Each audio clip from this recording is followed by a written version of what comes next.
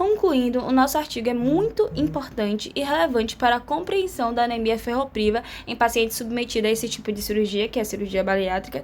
Esses achados encontrados, nesse artigo reforçam a relação entre o tipo de procedimento cirúrgico e a prevalência da anemia, destacando a gastrectomia vertical como uma opção com menor impacto negativo no metabolismo do ferro em comparação a outros métodos. Além disso, também a pesquisa demonstra que a idade e os níveis iniciais de hemoglobina influencia diretamente no risco de desenvolver anemia a longo prazo. A monitoração contínua dos parâmetros do metabolismo do ferro e a implementação de estratégias de suplementação nutricional são essenciais para prevenir a anemia, especialmente em pacientes que foram cometidos a cirurgia bariátrica.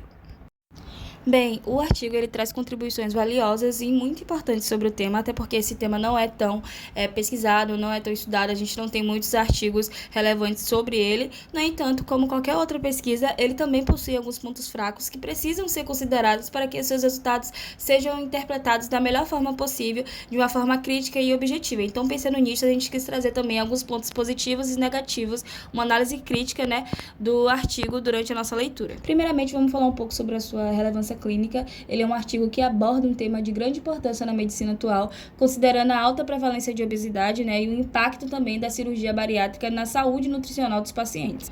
O estudo ele também se destaca pelo período de observação de 10 anos, que é um período longo, onde ele permite uma análise mais robusta da evolução da anemia ferropriva nos pacientes bariátricos. A inclusão de 138 pacientes consecutivos proporciona também um número considerável para análise estatística. Além disso, os critérios de inclusão foram bem definidos, baseados em diretrizes e garantem uma amostra clínica representativa de pacientes submetidos a esse tipo de cirurgia. O uso de modelos estatísticos robustos para controlar fatores de confusão como idade, tipo de cirurgia, níveis iniciais de hemoglobina também fortalece a confiabilidade dos achados, dos resultados dessa pesquisa.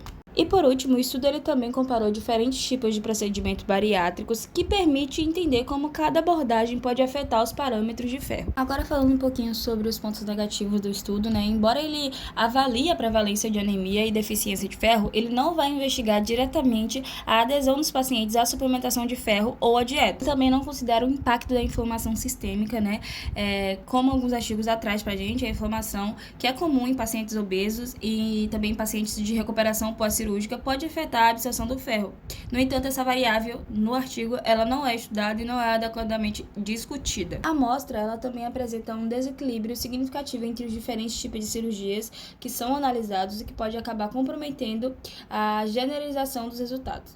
Por ser um estudo de centro único, todos os pacientes foram acompanhados em um único hospital na Polônia, o que também pode limitar a aplicabilidade dos resultados para populações de diferentes países, diferentes etnias, diferentes hábitos. Então, esse também é um ponto importante. Embora a pesquisa ela mostre sim um aumento na prevalência de anemia, ela não investiga profundamente os mecanismos biológicos específicos por trás dessa mudança, como a absorção intestinal do ferro após a cirurgia.